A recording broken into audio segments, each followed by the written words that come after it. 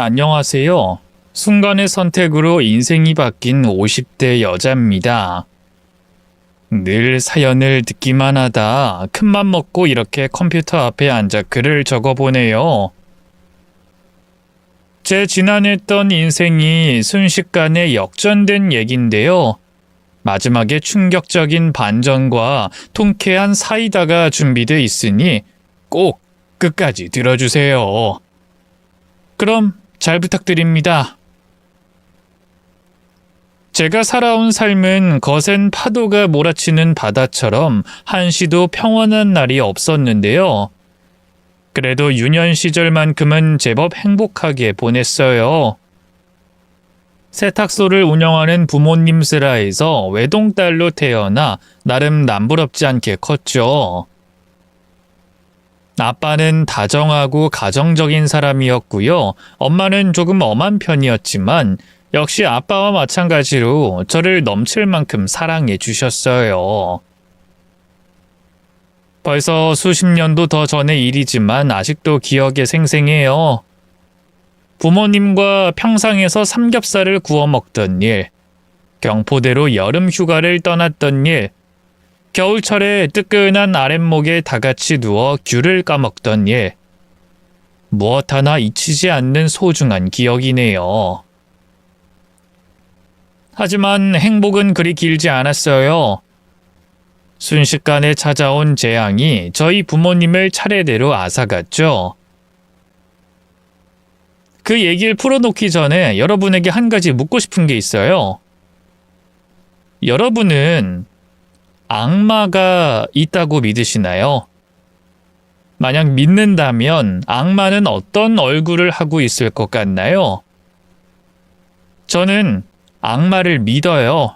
그리고 그 악마는 누가 봐도 무섭게 생긴 흉측한 괴물이 아니라 평범한 인간이고 또 누구라도 홀리게 만들 만큼 아름다운 외모를 지녔을 거라고 생각하죠.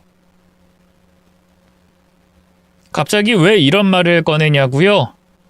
저는 실제로 악마를 만난 적이 있거든요. 어느 날 저희 가족 앞에 나타난 그 여자는 악마 그 자체였어요. 너무나 아름다운 얼굴로 아무렇지 않게 저희 가족을 망가뜨렸죠.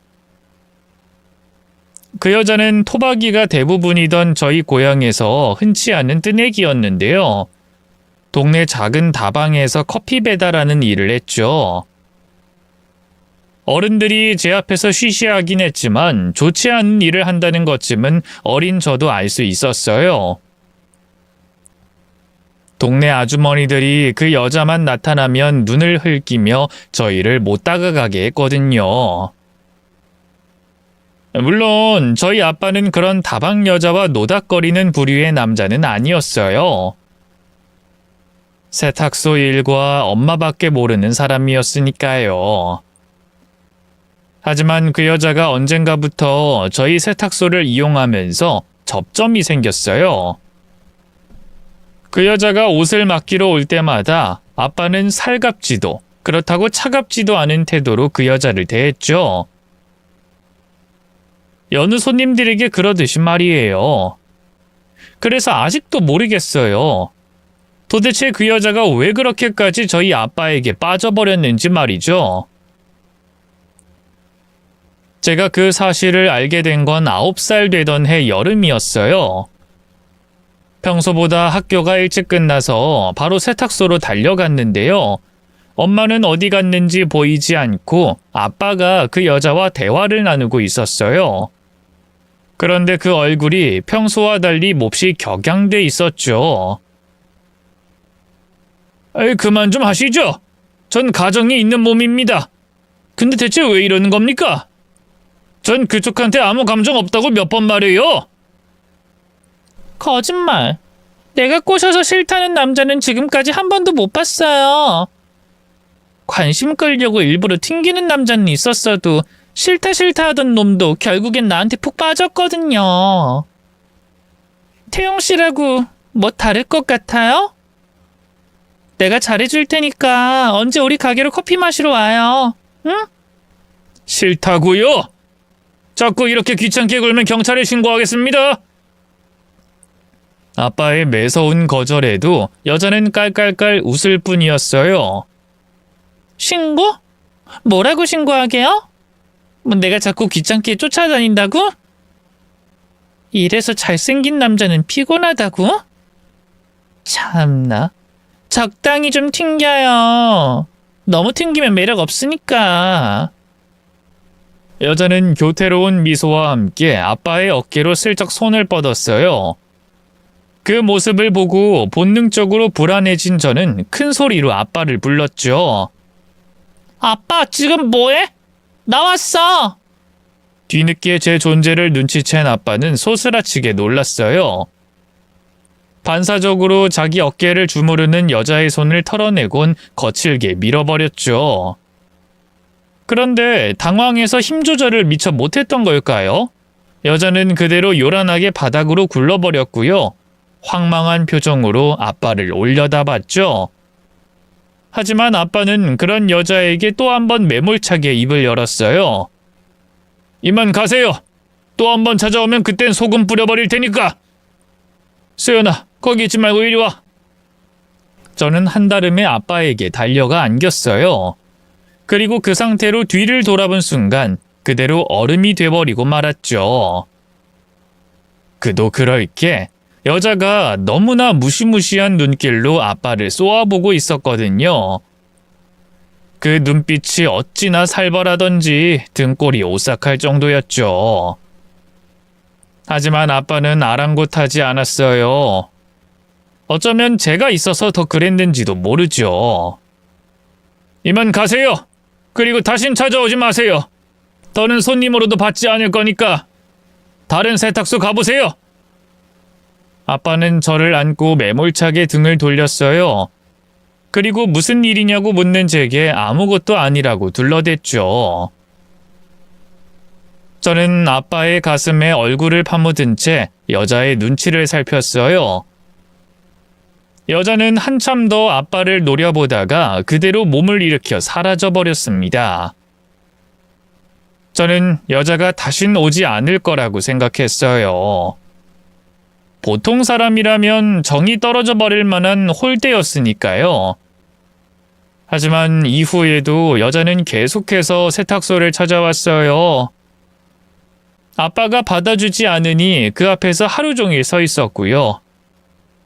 결국 아빠도 다시 그 여자에게 가게 문을 열어줄 수밖에 없었죠. 아무래도 동네 사람들의 시선을 신경 쓸 수밖에 없었으니까요. 시간이 흘러 결국 엄마도 아빠를 향한 그 여자의 마음을 눈치챘어요. 하지만 엄마는 대수롭지 않아 했죠. 너희 아빠가 얼굴값 하는 거지 뭐. 좀 잘생겼니? 옛날부터 따라다니는 여자 많았어. 근데 설마 애 딸린 유부남인데도 좋다고 하는 여자가 있을 줄은 몰랐네. 엄마, 그렇게 가볍게 생각할 게 아니야. 그 아줌마 진짜 무섭다고. 무섭긴 뭐가 무서워. 나이도 엄마보다 한참 어린데. 철없이 행동할 수도 있지. 아니야, 그 아줌마 너무 무서워. 마귀 같다고. 우리 다 조심해야 돼. 제가 아무리 얘기해도 엄마는 들은 채도 하지 않았어요. 물론 저도 어떤 확신이 있어서 그 여자를 경계한 건 아니었어요. 하지만 뭐랄까, 일종의 예감이라고 해야 할까요? 그 여자가 언젠가 저희 가족을 망치고 말 거라는 어떤 불안감이 내내 저를 괴롭혔죠. 그리고 불행하게도 그 걱정은 조금씩 현실이 됐어요. 시작은 엄마의 실족사였어요. 비 오는 날 한밤중에 갑자기 집 근처 산에 올라갔다가 발을 헛디뎌 그 자리에서 즉사하고 말았죠. 그때만 해도 CCTV가 요즘처럼 어디에나 있고 그러지 않았거든요. 사고 현장엔 CCTV도 없었고요. 시간대가 시간대였던 만큼 목격자도 나타나지 않았죠. 결국 엄마의 죽음은 사고사로 종결됐네요. 하지만 엄마의 죽음엔 여러모로 이상한 점이 많았어요. 엄마의 아빠, 그러니까 외할아버지도 사고로 돌아가셨거든요. 그래서 엄마는 늘 저희 가족에게 안전을 또 강조하던 사람이었어요. 그런 엄마가 비 오는 날 혼자 산에 올랐다가 사고를 당하다니 있을 수 없는 일이라고 생각했죠. 그 밤중에 엄마가 도대체 왜 산에 올라간 것인지도 알 수 없었고요. 그리고 그 모호한 찝찝함은 엄마의 장례식장에서 그 여자를 본 뒤로 더 커졌어요. 그 누구도 환영하지 않을 걸 뻔히 알면서도 여자는 굳이 저희 앞에 나타났고요. 아빠는 어쩔 수 없이 그 여자와 형식적인 인사를 나눴죠. 안 사장님 정말 좋은 분이셨는데 안타깝네요. 네, 그렇게 됐습니다. 삼가 고인의 명복을 빕니다. 여자가 애도하는 척 고개를 조아린 그 순간 저는 똑똑히 봤어요. 슬쩍 올라가는 그 여자의 입꼬리를 말이죠. 그때 저도 모르게 생각했어요. 어쩌면 엄마의 죽음과 저 아줌마가 관련돼 있는 건 아닐까? 물론 이렇다 할 증거 하나 없는 제 추측에 불과했어요. 누구에게라도 책임을 돌리고 싶은 제 억지라면 억지였죠. 어쨌든 그 뒤로 그 여자는 줄기차게 저희 세탁소를 드나들었어요. 저는 그래도 은밀하게 꼬시더니만 엄마가 죽은 뒤로는 아예 대놓고 꼬리를 치더군요. 수연이에게도 새엄마가 필요하지 않냐. 요즘 옆구리가 시리지 않냐. 아주 천박하게 말이죠. 하지만 아빠는 그런 여자의 유혹에도 흔들리지 않았어요. 아니, 더 정확히 말하면 그 무엇에도 신경 쓰지 않았다고 해야 할까요? 엄마를 너무 사랑했던 아빠는 엄마가 죽은 뒤로 빈 껍데기나 다름없어졌어요. 세탁소 일도 엉망으로 하고요. 허구한 날 가게 한 구석에서 밥도 안 먹고 술만 마셨죠. 그런 아빠를 붙잡고 제발 정신 차리라고 얼마나 울었나 몰라요. 아빠, 술 좀 그만 마셔. 진짜 엄마 따라갈 거야? 어떻게든 살려고 노력해야 할 거 아니야. 누군 안 슬픈 줄 알아? 아빠까지 이러면 나 정말 어떡해. 수연아, 아빠가 미안하다. 우리 수연이 보면서라도 힘내야 되는데. 그래 아빠 힘 좀 내봐. 응? 우리 같이 살아야지. 하늘에 있는 엄마가 우릴 보면 얼마나 슬퍼하겠어. 그래. 엄마를 생각해서라도 아빠가 다시 일어서야지. 수연아, 아빠 오늘까지만 이렇게 있고 내일부터 꼭 열심히 살게. 알았지? 알겠어. 그럼 나랑 약속해. 제 말에 아빠는 손가락까지 걸고 달라지겠다고 약속해줬어요. 하지만 그 약속은 결국 지켜지지 않았죠. 아빠는 그 뒤로도 계속 술을 달고 살았고요. 결국 1년 뒤 술병으로 엄마 뒤를 따라가 버렸네요. 처음엔 그런 아빠가 너무 원망스러웠어요. 하지만 결국은 용서할 수밖에 없었네요. 아빠의 마음이 이해가 안 가는 게 아니었으니까요. 어쨌든 그 뒤로 제 인생은 진흙탕에 처박혔어요. 이리저리 친척집을 떠들며 1년을 눈칫밥만 먹었고요. 그러다 결국 보육원에 들어가게 됐죠. 맞아요. 천의 고아가 된 거였어요. 슬프게도 제 불행은 거기서 끝이 아니었어요. 제가 지낸 보육원은 열악한 시선은 물론이고 원장이 아주 악독한 사람이었어요. 후원자들 모르게 수시로 아이들을 때렸고요. 밥도 굶기기 일쑤였죠. 보육원에 들어간 뒤로 한 번도 배부르게 먹어본 기억이 없는 것 같아요. 거기 아이들이 너나 할 것 없이 제일 많이 하던 말이 배고파였다면 말 다 했지 않겠어요? 중간에 몰래 도망치는 아이들도 부지기수였어요. 하지만 전 어떻게든 살아가려고 버티고 또 버텼어요. 학교에서도 보육원 출신이라 따돌림 받았지만 이를 악물고 공부에 매달렸죠. 하늘에서 부모님이 저를 지켜보고 있을 거라 생각하면 엇나가고 싶어도 엇나갈 수가 없었네요. 인생의 반전이 시작된 건 제가 보육원에 들어간 지 2년 만의 일이었어요. 그날따라 웬일로 보육원에서 빵을 다 나눠주더라고요. 이 소박한 단팥빵이었지만 저를 비롯한 보육원 아이들은 평소 구경도 못할 귀한 간식이었죠.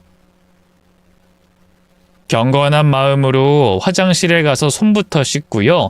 경치 좋은 곳에서 먹고 싶어서 밖으로 나왔어요. 그리고 보육원 마당 쪽에 있는 벤치에 앉아 빵을 한 입 베어 물었죠. 그런데 바로 그때였어요. 갑자기 어디선가 왕 하고 우는 소리가 나더군요. 고개를 돌려보니 저보다 2살 어린 여자애가 마당 한 구석에서 울고 있지 않겠어요. 그 앞엔 평소 말썽꾼으로 유명한 제 또래 남자애가 서 있었고요. 보아하니 그 남자애가 여자애의 단팥빵까지 빼앗아 먹은 것 같더군요. 내 빵 내놔! 내놓으라고! 이미 내 뱃속에 있거든, 바보야? 내 거 왜 먹었어? 왜 먹었냐고? 선생님! 여자아이가 선생님을 부르며 울자 남자아이는 그대로 도망가 버렸어요. 뒤늦게 달려온 선생님이 그 여자아이를 달래려고 했지만 역부족이었죠. 남은 빵이 없었거든요. 내 빵 돌려줘요. 배고프단 말이야. 서럽게 오는 여자아이를 본 순간 갈등이 일었어요. 부모님은 늘 콩 한 쪽도 친구와 나눠 먹어야 한다고 가르치셨죠. 하지만 그 말을 지키기엔 너무 배가 고팠어요. 오늘 아침에도 멀겋게 순 흰죽을 먹은 게 전부였으니까요. 하지만 눈앞에서 엉엉 우는 어린 여자애를 차마 외면하긴 힘들었어요. 결국 저는 그 여자애에게 다가가 빵을 반을 갈라 내밀었죠. 자, 이거 먹어. 울던 여자애가 언제 그랬냐는 듯 울음을 뚝 그쳤어요. 그리고는 휘둥그레해진 눈으로 절 바라보더군요. 나 주는 거야? 또 뺏기지 말고 얼른 먹어. 제 말에 여자애는 낚아채듯 빵을 가져갔어요. 그리고 개는 감추듯 순식간에 삼켜버렸죠. 그 모습을 보니 짠하더라고요. 얼마나 배가 고프면 이럴까 싶어서요. 저야 보육원에 오기 전 친척들 눈치에 밥 굶는 게 이골이 났다지만 이 어린애는 얼마나 힘들겠어요. 그래서 저도 모르게 손에 들고 있던 나머지 반쪽도 여자애에게 내밀었네요. 자, 이것도 먹어. 그치만 이건 언니 건데. 괜찮아. 나 배 안 고파. 제 말에 여자아이는 쭈뼛쭈뼛 손을 뻗었어요. 그리고 그 빵 역시 순식간에 먹어치워버렸죠. 고마워, 언니. 여자아이는 외마디 인사와 함께 그대로 사라져버렸어요. 옆에 있던 선생님 역시 착하다는 칭찬 한마디만 남기고 제 곁을 떠났죠. 혼자 남겨진 순간 또다시 배에서 요란하게 천둥이 치더군요. 제 코가 석잔데 괜한 짓을 했나 싶더라고요. 근데 바로 그때였어요. 갑자기 누군가 다가와 제 어깨에 손을 올렸어요. 깜짝 놀라 고개를 돌려보니 처음 보는 중년의 남자가 서 있었어요. 바위처럼 단단한 인상에 우락부락한 생김새였죠. 너 이름이 뭐니? 생긴 것과 달리 그 아저씨가 인자한 목소리로 말을 걸었어요. 저는 한껏 경계의 날을 세운 채 뒤로 물러섰죠. 그러는 아저씨는 누군데요? 여기 외부인 출입 금지거든요?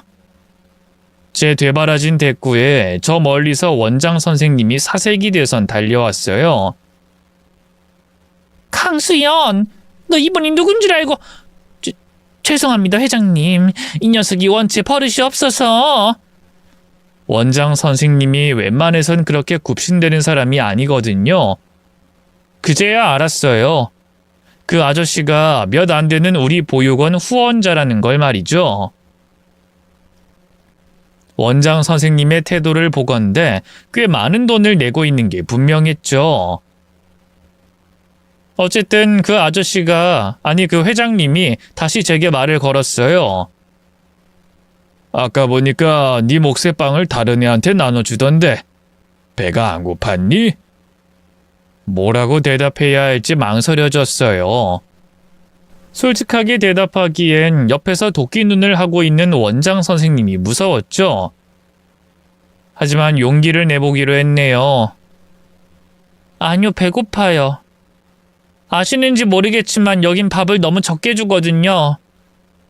제 말에 아저씨의 두 눈이 일순 커다래졌어요. 흘끗 원장님을 보더니만 다시 묻더군요. 아유, 그래? 이 아저씨는 몰랐네. 근데 그렇다면 왜 네 빵을 다른 애한테 줬어? 네가 먹지 않고. 그 애는 아직 어리잖아요. 전 배고픔에 이골이 나기도 했고요. 힘든 건 잘 견디는 편이거든요. 제 대답에 아저씨는 말없이 절 내려다봤어요. 그러다 한참 만에 다시 입을 열었죠. 기특하구나. 이 아저씨가 다른 건 몰라도 이 밥은 말이다. 앞으로 배불리 먹게 해주겠다고 약속하마. 그러라고 낸 후원금인데 보아하니 엉뚱한 데로 흘러간 모양이구나. 아저씨는 그 말만 남기고 몸을 돌렸어요. 안절부절하던 원장님이 그런 아저씨를 얼른 뒤쫓아가더군요. 그땐 그 아저씨가 그냥 한 말인 줄 알았어요. 근데 웬걸? 얼마 안 가 무슨 횡령 비리죄로 원장 선생님이 보육원에서 쫓겨났지 뭐예요? 그 뒤에 새로 부임한 원장님은 좋은 분이었어요. 보육원 아이들을 때리지도 않았고요. 음식도 늘 배불리 먹게 해줬죠. 후원자였던 그 아저씨의 입김이 작용한 게 분명했죠. 그 뒤로 그 아저씨, 아니 회장님은 종종 보육원에 찾아왔어요. 그리고 자주 저를 따로 불러 보육원 생활은 어떤지, 뭐 불편한 건 없는지 물어봤죠. 제가 마음에 들었다기보다는 그저 보육원 생활이 궁금해서 그러려니 했어요. 대부분의 아이들은 회장님을 어려워해서 쉽게 입을 열지 못했으니까요. 근데 제가 고등학교를 졸업할 무렵 회장님이 다시 저를 불렀어요. 그리고는 너무나 뜻밖의 말을 하더군요. 괜찮다면 내가 수연이 네 학비를 지원해주고 싶은데 어떻겠니? 네? 회장님이 왜요? 듣자 하니 너 이번에 서울에 있는 땡땡대 붙었다며. 근데 안 갈 거라지? 돈 때문에. 뭐 돈 때문은 아니고요. 서울에서 학교 다니려면 자취도 해야 하고 교통비도 드니까. 결국 돈 때문이라는 거네. 걱정 마라. 아저씨가 그것까지 다 지원해 줄 테니까. 뜻하지 않은 호의에 기쁘기보단 어리둥절했어요. 그런 제 표정을 읽었는지 회장님이 다시 입을 열었죠. 내가 어릴 때부터 너를 아주 눈여겨봤거든. 배고픈 와중에도 자기 빵을 다 나눠주는 그 기특한 마음씨하며 자기보다 힘 있는 사람의 비리를 솔직하게 고발하는 용기까지. 수연이 넌 어른들도 갖지 못한 아주 훌륭한 점들을 많이 가졌어. 분명히 대단한 사람이 될 거야. 그러니까 이건 일종의 투자란다. 나중에 네가 성공하면 그 배로 갚아줄 게 분명하거든. 회장님은 제가 부담스러워할까봐 이건 적선이 아닌 투자라며 몇 번이나 강조했어요. 하지만 제가 아무리 어려도 그게 선의의 베품이라는 걸 모를 나이는 아니었죠. 저도 모르게 눈물이 팽 돌더군요. 감사합니다, 회장님. 저 정말 열심히 할게요. 꼭 성공해서 이 은혜 10배, 아니 20배로 갚을게요. 허허, 녀석도 참 말만으로도 기특하구나. 그렇게 저는 회장님의 지원으로 서울에 있는 명문대를 다닐 수 있게 됐어요. 회장님은 저를 위해서 학교 근처에 따로 집도 구해주고요.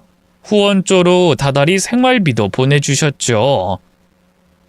그런 회장님을 실망시켜드리고 싶지 않았어요. 그래서 정말 죽어라 공부했죠. 틈틈이 도서관이나 카페에서 열심히 아르바이트도 하고요. 회장님의 도움으로 생활하는데 금전적인 어려움은 없었지만 제가 번 돈으로 조금이나마 보답을 하고 싶었거든요. 실제로 알바비를 모아 회장님 생신 때 손수건을 선물로 드렸더니 얼마나 기뻐하셨는지 몰라요. 괜스레 돌아가신 부모님 생각이나 눈물을 참느라 혼났네요. 학교를 졸업한 뒤 저는 선생님이 됐어요. 원래는 딱히 이렇다 할 꿈이 없었는데요. 보육원에서 보낸 힘든 시절이 저를 교육자의 길로 이끌었어요. 불행한 환경에 놓인 아이들이 엇나가지 않도록 바른 길로 이끄는 사람이 되고 싶었죠. 실제로 교사 생활은 힘들었지만 그만큼 보람이 있었네요. 제 월급의 절반 정도는 다달이 회장님에게 붙였어요. 그렇게라도 은혜를 갚고 싶었거든요. 처음엔 거절하던 회장님도 제가 고집을 부리자 마지못해 그 돈을 받아주시더군요. 그러던 어느 날이었어요. 제가 일하는 곳까지 찾아온 회장님이 생각지도 못한 걸 내밀더군요. 수연아, 이거 한번 보거라. 이게 뭐예요, 회장님? 회장님이 내민 건 웬 남자의 사진이었어요. 저보다 서너 살쯤 많아 보였는데 훤칠하니 잘생겼더군요. 이 사람은 누구예요? 내 아들 놈이다. 박상철이. 내가 몇 번 얘기했었지? 아, 그 미국에 있다는 둘째 아드님이요? 이번에 학 있다고 아예 한국으로 들어왔어. 그래서 말인데 수연아, 우리 아들놈 남편감으로 어때 보이냐? 회장님의 생각지도 못한 말에 얼마나 놀랐는지 몰라요. 처음엔 농담인 줄 알았는데요. 아무리 봐도 표정이 너무 진지하시더군요. 회장님, 그게 무슨... 가볍게 꺼낸 말 아니다. 수연아, 우리 집 며느리로 들어오렴. 제가 아무 말 못한 채 두 눈만 껌뻑이자 회장님이 너털 웃음을 터뜨렸어요. 허허, 녀석도 참 놀랐구나. 그래도 한번 진지하게 고민해 보렴. 내 입으로 이런 말 하긴 그렇지만 우리 둘째 놈 제법 괜찮은 놈이거든. 물론 회장님 아드님이면 좋은 분이겠죠. 그치만 전 아시잖아요. 저 보육원에서 자란 거. 근데 어떻게 아드님하고... 그게 무슨 상관이냐? 내가 벌써 널 몇 년째 보고 있는데 그깟 최신이 뭐가 중요해? 충분히 생각해보고 얘기하는 거다. 우리 아들놈이 공부밖에 몰라서 영 숙맥인데 그래도 죽은 지 엄마 닮아서 다정다감하고 섬세한 구석이 있거든. 수연이 너랑 참 잘 어울릴 것 같아서 이 늙은이가 욕심 좀 부려봤다. 아이, 그렇다고 너무 부담 갖지 말고 한번 잘 생각해보렴. 그냥 나가서 맛있는 밥 얻어먹는다고 가볍게 생각해. 당장 그 자리에서 거절하긴 못해서 일단 고민해 보겠다고 했어요. 그러자 회장님이 주말에 집에 와서 대답을 들려달라고 하더군요. 내가 너 따로 이렇게 찾아오기엔 시간이 안 날 것 같아서 말이다. 그럼 전화로... 전화는 무슨... 뭐 급한 일 있는 거 아니면 집으로 와주렴. 곧 내 생일인데 오랜만에 같이 밥도 먹고 그러면 좋잖아. 아무래도 회장님에게선 불순한 목적이 느껴졌어요. 그 자리에서 회장님 아들과 인사시키려는 게 아닐까 싶었죠. 하지만 오랜 은인이었던 회장님이 생일 핑계를 대면서까지 초대하는데 차마 거절할 수가 없었어요. 그래서 그 주말에 회장님 댁으로 찾아갔네요. 물론 거절의 말을 준비하고 말이죠. 아무리 생각해도 너무 부담스러웠거든요. 회장님 댁에 며느리로 들어가다니 제 분에 넘치는 일이라고 생각했죠. 초인종을 누르고 이름을 밝히자 이내 일하는 아주머니가 문을 열어줬어요. 집 안으로 들어가니 고소한 냄새가 진동을 하더군요. 회장님 생신을 맞이해 주방에서 음식 준비에 한창이었죠. 별 생각 없이 그 모습을 바라보던 저는 그만 손에 들고 있던 회장님 선물을 떨어뜨리고 말았어요. 두 손이 벌벌 떨리면서 다리에 힘이 쭉 빠지더군요. 그럴 수밖에 없었어요. 주방에 그 여자가 서 있었거든요. 화려한 원피스를 차려입고 일하는 아주머니들에게 이래라 저래라 명령하고 있었죠. 아빠가 죽은 뒤로 소리 소문 없이 종적을 감추더니만 설마 회장님 댁에서 이 여자를 보게 될 줄은 꿈에도 몰랐더랬죠. 이내 저를 발견한 여자가 얼굴에 웃음을 띤 채로 다가왔어요. 어서 와요. 강수연 씨죠? 우리 회장님한테 얘기 많이 들었어. 전 그제야 회장님에게 최근 만나는 여자가 생겼다는 걸 기억해냈어요. 회장님은 젊은 시절에 사고로 아내분을 잃었는데요. 그 후로 쭉 혼자 지내시다 얼마 전 모임에서 마음에 맞는 분을 사귀게 됐죠. 재혼까지도 염두에 두고 있는 것 같던데 글쎄 그 상대가 바로 이 여자였던 거예요. 세월이 무색하게도 여전히 여자는 젊고 예쁘더군요. 하지만 저는 그 모습이 오히려 끔찍했네요. 여자는 저를 몰라보는 눈치였어요. 그럴만도 했죠. 저는 굳이 제 정체를 밝히지 않고 그 여자와 인사를 나눴어요. 네, 안녕하세요. 저도 회장님에게 얘기 많이 들었습니다. 아유, 우리 회장님이 뭐라고 했을까? 우리 회장님 지금 서재에 있어요. 곧 내려올 테니 잠시만 기다려요. 이윽고 내려온 회장님은 혼자가 아니었어요. 역시나 옆엔 사진으로만 보던 둘째 아들이 있더군요. 수연이 왔구나. 인사하거라, 우리 둘째 놈. 그러자 옆에 서 있던 둘째 아들이 손을 내밀었어요. 처음 뵙겠습니다. 박상철이라고 합니다. 무슨 정신으로 인사를 나눴는지 모르겠어요. 원래는 거절할 작정으로 찾아간 건데 갑작스러운 악연과의 조우로 남자를 신경 쓸 겨를이 없었죠. 남자와 인사를 나누면서도 온 신경은 계속 그 여자에게 쏠려 있었네요. 아무것도 모르는 회장님이 흐뭇한 표정을 한 채 저희를 식탁으로 안내했어요. 그렇게 저와 회장님 그리고 둘째 아들과 그 여자가 함께 밥을 먹게 됐죠. 아참, 수연이 너 이 사람도 처음 보지? 곧 내 안사람 될 여자야. 아까 인사 나눴어요. 우리 미래의 고부 사이가 될지도 모르는데 잘해봐요. 여자가 교태스럽게 웃으면서 말했어요. 잠자코 밥을 먹고 있던 둘째 아들이 그 말에 얼굴을 찌푸리더군요. 제가 마음에 안 들어서 그런 건지 아니면 저 여자가 새엄마가 되는 게 싫어서 그런 건지 알 수가 없었죠. 어쨌든 신경 써야 할 건 회장님네 둘째 아들이 아니었어요. 눈앞에 여자였죠. 다시 만나니 새삼 엄마의 죽음에 대한 미스테리가 절 괴롭혔어요. 정말 저 여자는 엄마의 죽음과 아무 관련이 없을까?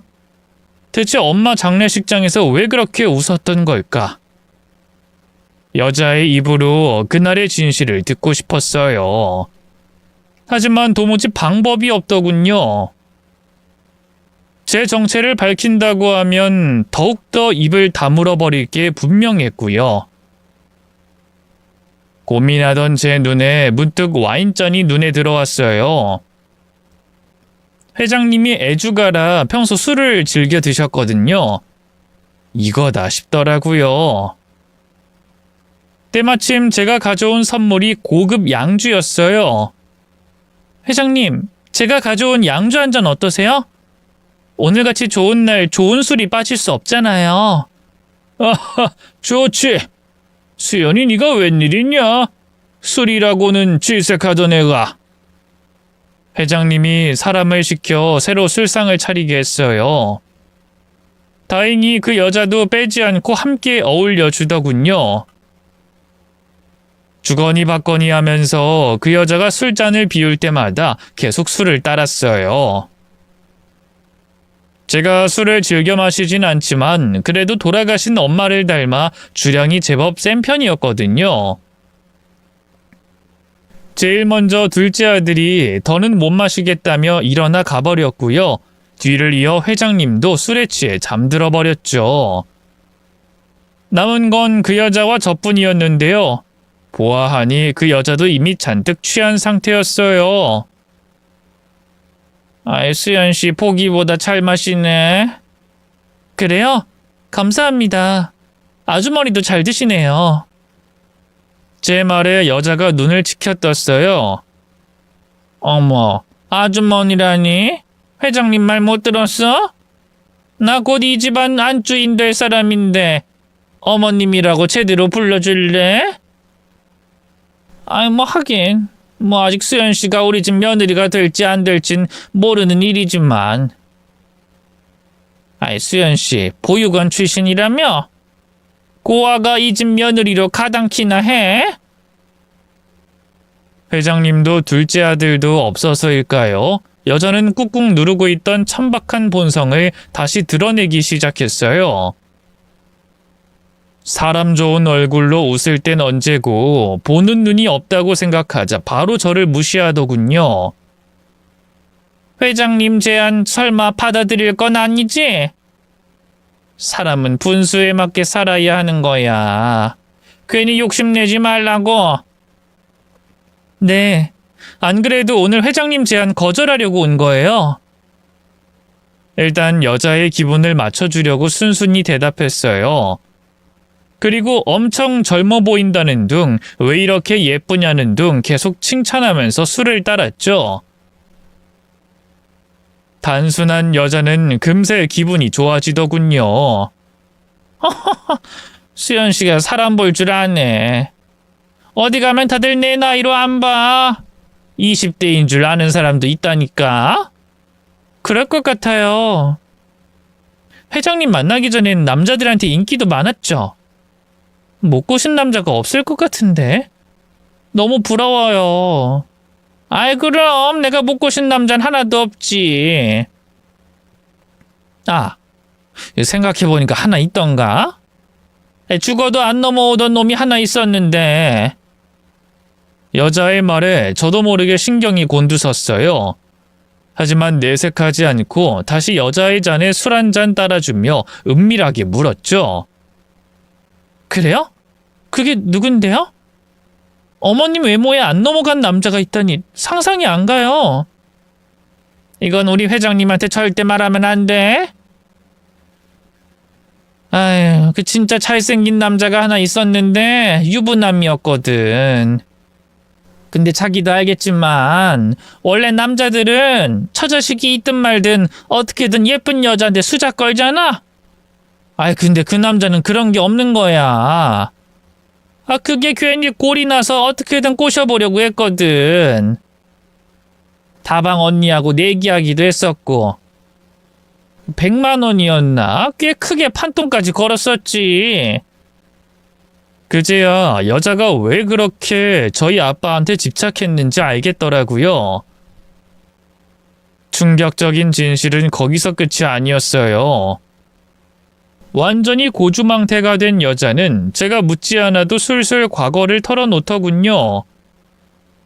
아이 죽어라 꼬셔도 안 넘어오는데 어찌나 꼴이 나던지. 게다가 그 남자 마누라가 얼마나 재수없는 년이었는 줄 알아?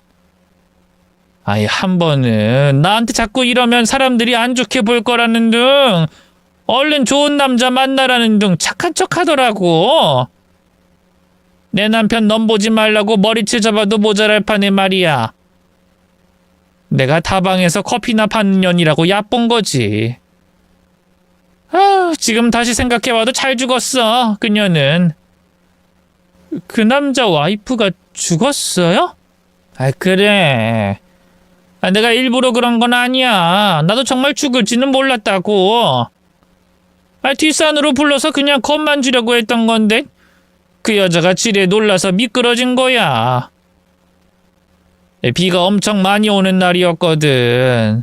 뭐 그걸 노리고 일부러 굳은 날 불러낸 거긴 한데 아니 난 좀 다치고 말 줄 알았지 설마 죽을 줄 알았나? 마침내 여자의 입에서 그날의 비밀이 밝혀졌어요. 정말로 저희 엄마는 그 여자 때문에 죽었던 거예요. 충격적인 진실 앞에서 사지가 덜덜 떨렸어요. 당장이라도 여자의 목을 졸라 죽여버리고 싶었죠. 하지만 그 순간 잠들어 있던 회장님이 깨어났어요. 아이고, 내가 깜빡 잠들어 버렸구나. 오늘은 여기까지만 해야겠다. 나이 드니까 도저히 안 되겠어. 결국 그날의 술자리는 그렇게 흐지부지 끝나버렸고요. 저는 복수심에 불탄 채로 집으로 돌아올 수밖에 없었네요. 오자마자 바로 변호사부터 찾아갔어요. 어떻게든 그 여자에게 법의 심판을 받게 하고 싶었죠. 하지만 돌아온 대답은 절망적이었어요. 당시 술자리에서 여자의 말을 핸드폰으로 녹음해뒀거든요. 하지만 그것만으로는 증거가 너무 약하다고 하더군요. 무엇보다 그런 걸 다 떠나서 공소시효가 문제였어요. 그때만 해도 공소시효가 고작 15년인가 그랬거든요. 이미 기간이 지나도 한참 지나서 어떻게 처벌할 수가 없었죠. 하지만 이대로 그냥 포기할 수는 없었어요. 그 여자 때문에 우리 엄마가 어떻게 죽었는데, 우리 가족이 어떻게 망가졌는데, 제 모든 걸 다 걸고서라도 그 여자에게 복수하고 싶었어요. 법의 심판을 받게 할 수 없다면 개인적으로라도 그 여자를 나락에 떨어뜨리고 싶었죠. 우선 저는 흥신소부터 찾아가 그 여자의 뒤를 캐달라고 했어요. 그 여자가 회장님에게 자신의 출신을 솔직하게 다 얘기했을 것 같진 않았거든요. 역시나 슬쩍 떠보니 회장님은 아무것도 모르고 있었어요.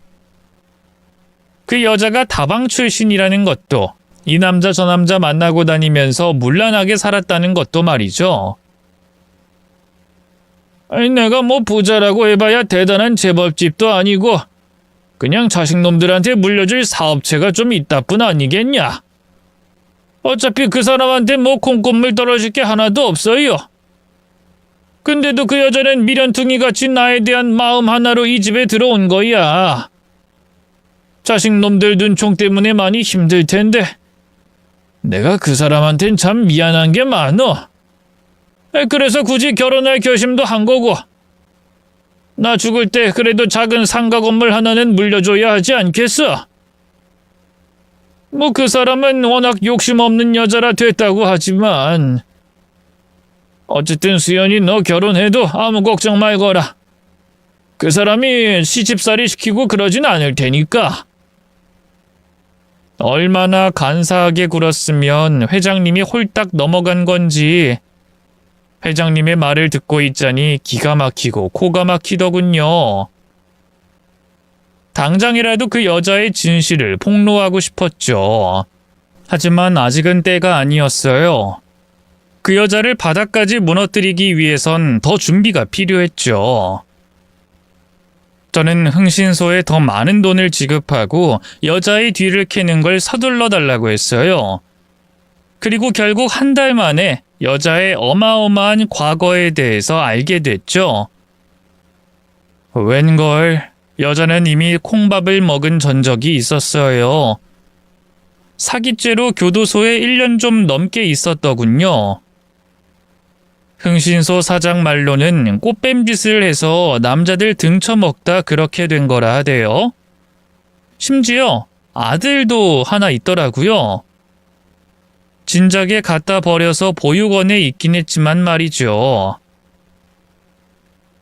알면 알수록 여자는 참 사람이 아니었어요.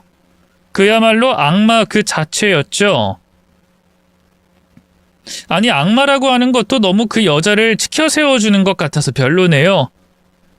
그냥 짐승만도 못한 쓰레기라고 칭해야겠어요. 어쨌든 저는 흥신소의 도움을 받아 여자의 전과 기록을 챙긴 건 물론이고요. 피해자인 남자들을 만나 여자에 대한 증언까지 따로 녹음해뒀네요. 마음의 준비를 단단히 하고 회장님 댁으로 찾아갔어요. 미리 방문 사실을 알린 터라 집에는 회장님과 그 여자는 물론이고 둘째 아들까지 있었죠. 아무래도 회장님은 제가 그 둘째 아들과 잘 돼가는 줄 아셨나 봐요. 정작 저는 복수할 준비에 바빠서 그 남자와 연락도 제대로 못했는데 말이죠. 일단 다 같이 둘러앉아 밥부터 먹었어요. 여자는 일하는 아주머니들을 물리고 굳이 회장님 식사 시중을 들더니만 자기 손으로 후식까지 준비하더군요.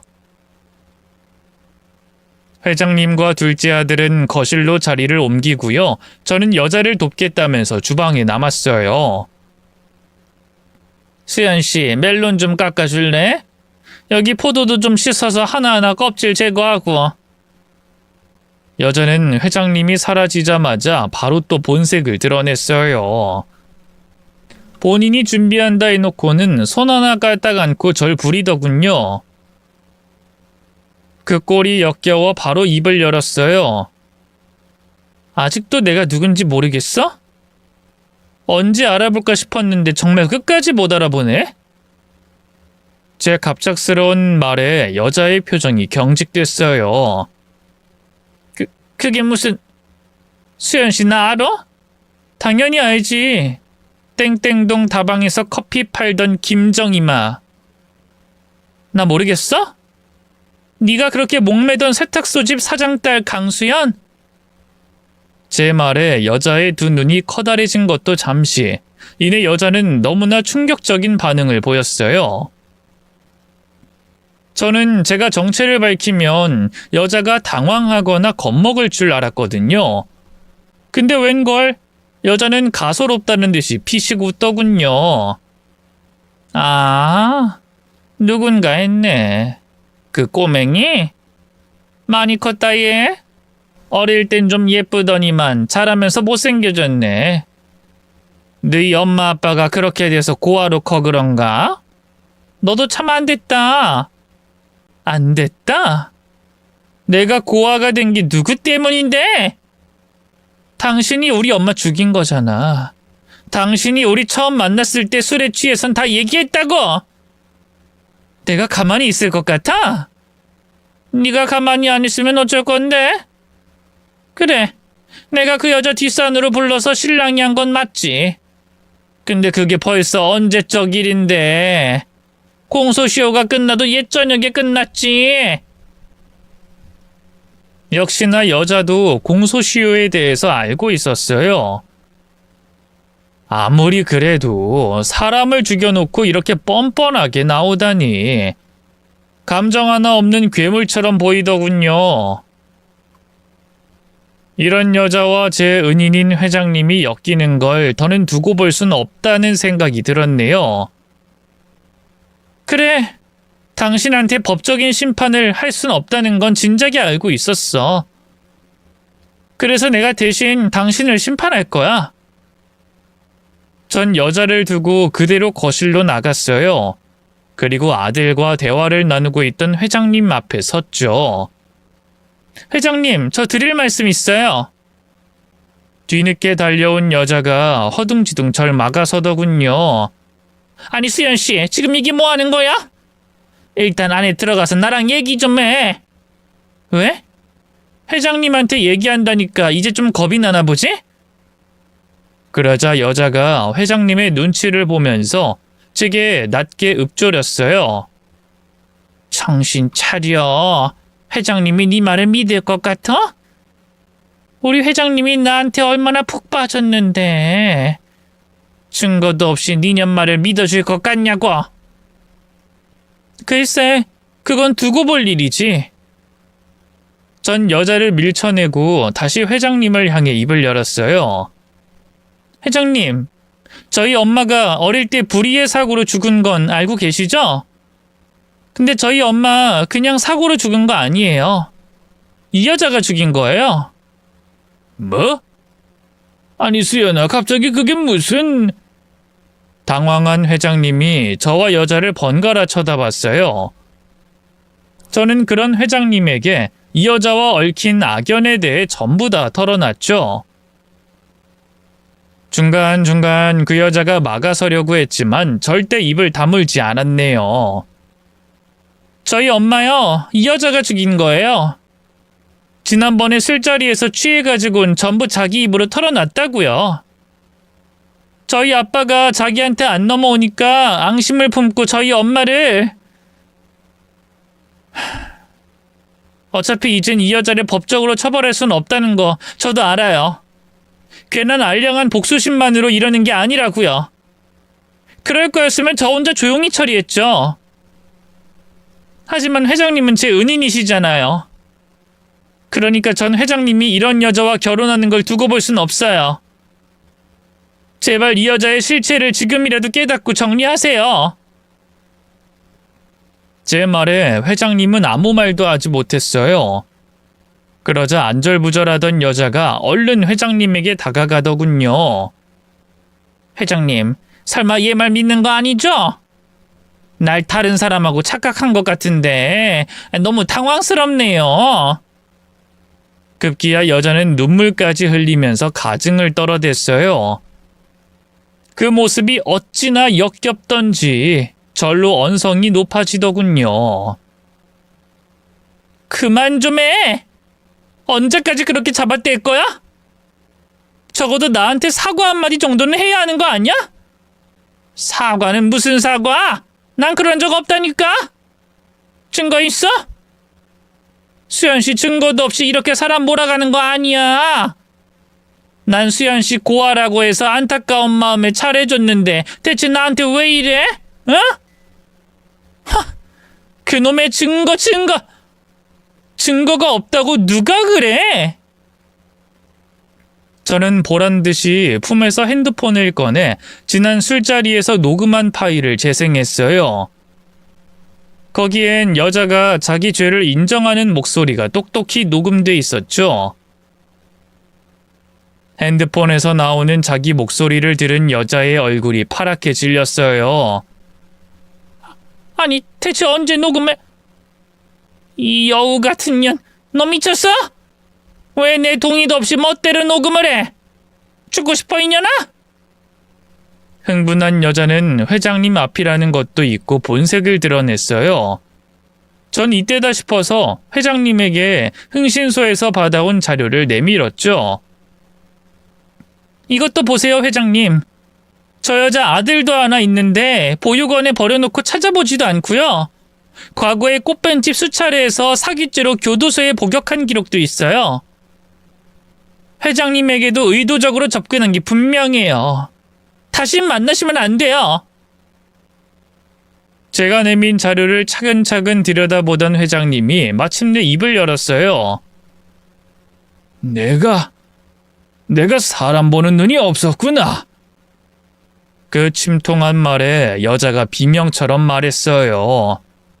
아니에요, 회장님. 그거 다 꾸며진 가짜예요. 전 억울하다고요. 그러자 회장님이 그 여자를 향해 노성을 질렀어요. 어디 마지막까지 사람을 갖고 놀려고 해? 진짜 가짜인지 아닌진 내가 사람 풀어서 알아볼까? 내가 그 정도도 못할 것 같아?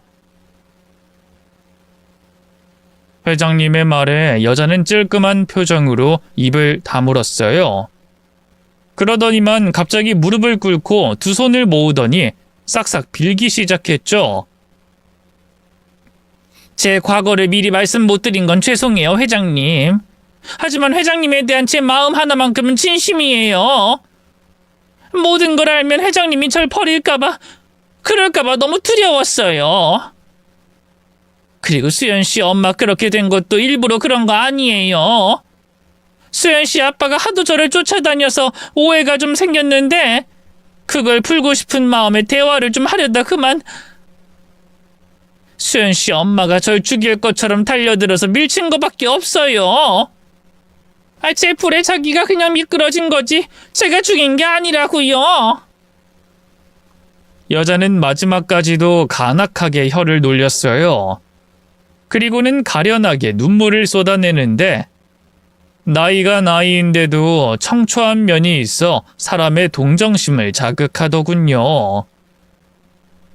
저는 혹시라도 회장님이 이 여자에게 다시 넘어갈까봐 가슴을 졸였어요.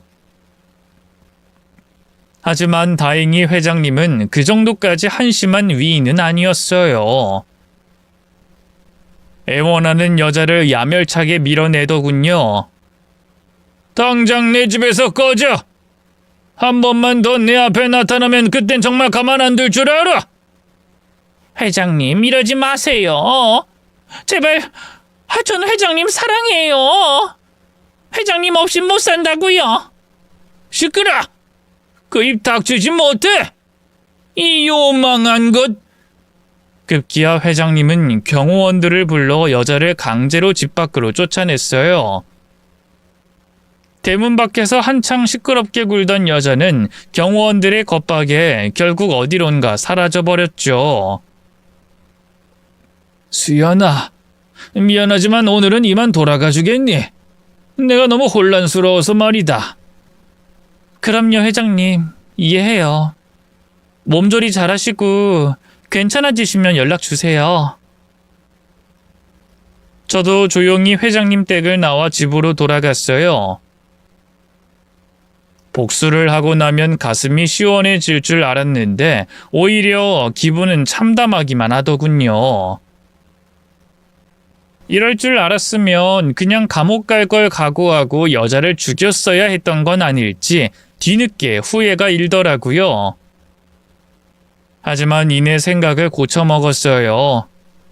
하늘에 있는 엄마 아빠가 그걸 바랄 것 같진 않았거든요. 정말 오랜만에 엄마 아빠 납골 땅으로 찾아가 인사를 드렸어요.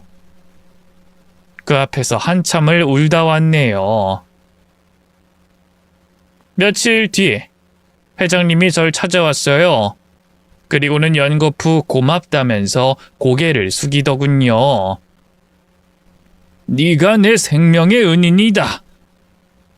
수연아, 하마터면 이 늙은이가 여자한테 홀려서 집안을 말아먹을 뻔했어.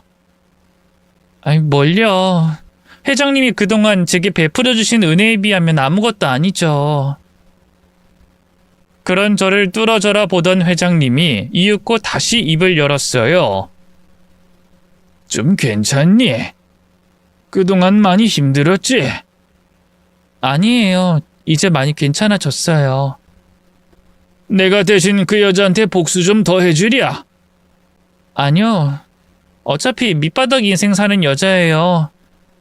굳이 회장님 손이나 제 손을 더럽히지 않아도 알아서 망할 거예요. 제 말은 예언처럼 현실이 됐어요. 그 뒤로 여자의 행방을 수소문해 봤는데요. 또 다른 남자한테 붙어서 꽃뱀짓을 하려다 된통 걸려 역으로 당했다 하더군요. 알고 보니 그 남자가 무슨 조폭 간부였다지 뭐예요. 결국 그 여자는 조폭들에게 쫓기는 신세가 됐고요. 그 와중에 불의의 사고를 당하는 바람에 반신마비가 됐어요. 그 곱던 얼굴도 완전히 망가졌고 말이죠. 지금은 무슨 요양병원에서 오늘 내일 한다던데 더는 신경 쓰지 않으려고 해요. 그런 여자 따위에게 연연하지 않고 제 인생을 사는 걸 저희 부모님도 바라실 테니까요. 실제로 저는 행복하게 잘 살고 있어요. 좋은 남자를 만나 가정도 꾸렸답니다. 상대가 누구냐고요? 짐작하신 분도 계시겠지만 회장님네 둘째 아들이에요. 원래 저한테 별 관심이 없었는데요. 제가 그 여자한테 복수하는 모습을 보고 반했다고 하더군요. 참 별난 남자죠. 회장님, 그러니까 저희 시아버지와도 여전히 잘 지내고 있어요. 그 여자한테 된통 당한 걸로 예전에 많이 힘들어 하셨는데요. 지금은 완전히 괜찮아지셔서 술자리에서 안주거리 삼아 농담도 하신답니다. 여전히 저도 많이 예뻐해 주시고요. 저희 아이들이라면 껌뻑 죽으시죠. 지금도 가끔 생각해요. 보육원에서 지내던 어린 시절, 제가 배고픔을 참고 다른 아이에게 빵을 주지 않았다면 어떻게 됐을까? 아마 순간의 배고픔은 채웠겠지만 평생 허기진 삶을 살았겠죠?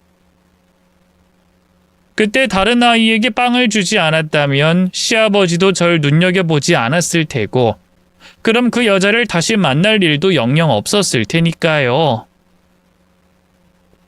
이렇게 제 지난날의 인생사를 글로 옮겨 적고 나니 이 새삼스레 사람 인생은 한 치 앞도 모른단 말이 실감이 납니다.